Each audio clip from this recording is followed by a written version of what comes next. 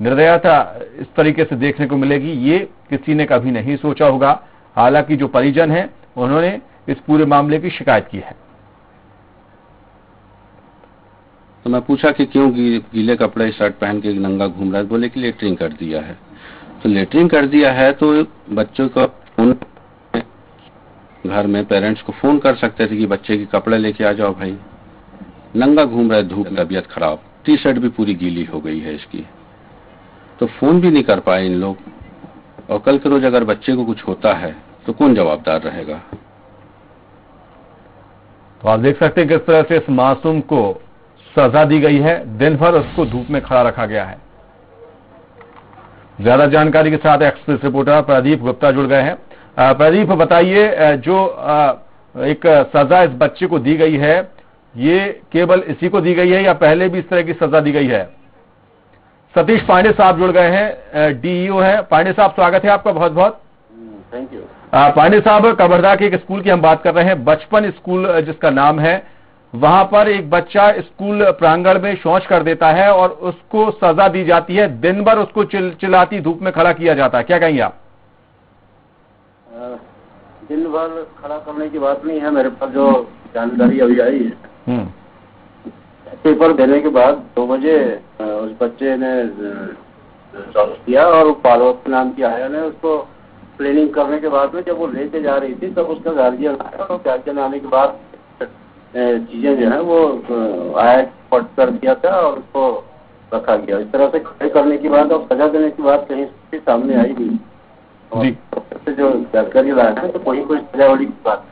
लेकिन पांडे साहब, जो हम तस्वीरें हमारे पास आई हैं, जो तस्वीरें हम दिखा रहे हैं दर्शकों तक, उसमें बच्चा धूप में खड़ा हुआ है और दिन भर वो घर नहीं पहुंचता है। जो उसके साथ में पढ़ने वाले बच्चे हैं वो घर पहुंच जाते हैं और जब वो घर नहीं पहुंचता तो परिजन स्कूल पहुंचते हैं और देखते हैं कि बच्चा धूप में खड़ा हुआ है।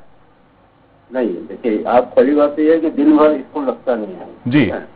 स्कूल जो है, स्कूल का एक टाइम फिक्स है, 2 बजे तक टेस्ट था। 2 बजे के टेस्ट देने के बाद सारे बच्चे निकले हैं, ये बच्ची भी निकली है। उसके बाद फिर बच्चियां जब बाहर गई तो ये शौच का मामला आया, तो जब इसको धुलाने के लिए क्लीनिंग के लिए पार्वती नाम की आया ले गई तो बाकी बच्चे निकल गए, इसको लेट हुआ।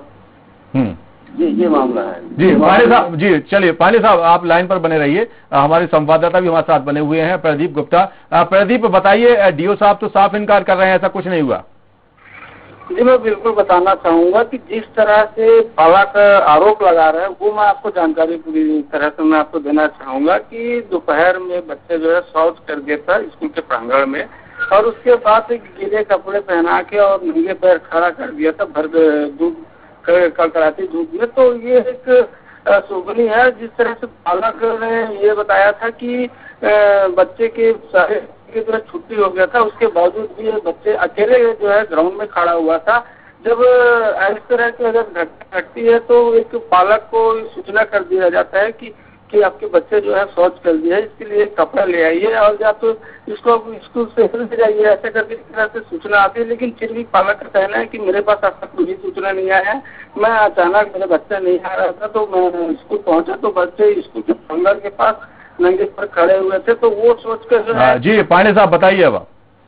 ये पालक का आरोप है। वास्तव स्थिति ये है कि वहाँ ऑलरेडी आया है और वहाँ की जो टीचर है वो बच्चों को सुरक्षित जो है जब शौच करेगा तो उसकी क्लीननेस तो करते ही है, ऑलरेडी आया रखा हुआ है ना। तो उसको सजा देने वाली कोई बात हो नहीं सकती। आया उसको क्लीननेस करने से पैंट के कपड़े गीले हो गए, तो उसको लेकर के पालक का जो आरोप जी। तो आप जो पांडे साहब इतनी बात कर रहे हैं कि आपने जांच कराई है, उनके बयान लिए तब ऐसा आप कह रहे हैं?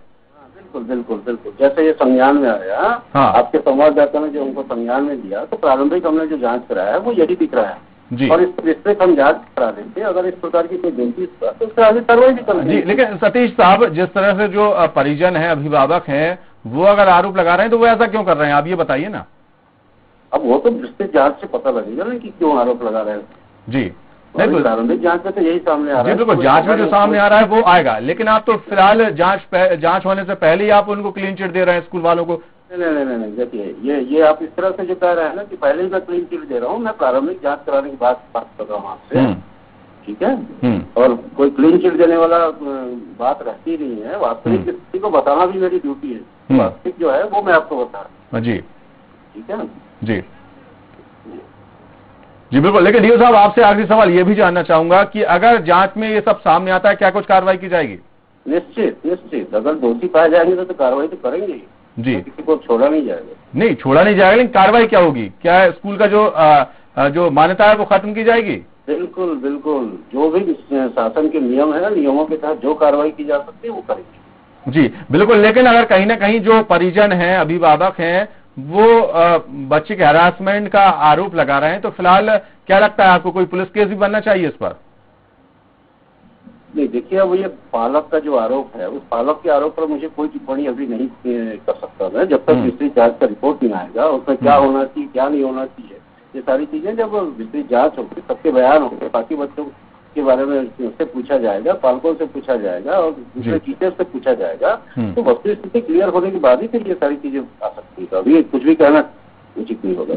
वाकई कुछ कहना उचित नहीं होगा। लेकिन डीओ साहब को आप सुन रहे थे कि किस तरह से, हालांकि उन्होंने बचाने की पूरी कोशिश की है उस स्कूल को, जिस स्कूल पर ये आरोप लगाए हैं। उनका साफ तौर से कहना है कि जो बच्चा है या उनके परिजन है वो गलत आरोप लगा रहे हैं। हालांकि जांच की भी बात से वो इनकार नहीं कर रहे हैं। बहुत बहुत शुक्रिया तमाम जानकारी के लिए पांडे साहब आपका भी और प्रदीप आपका भी।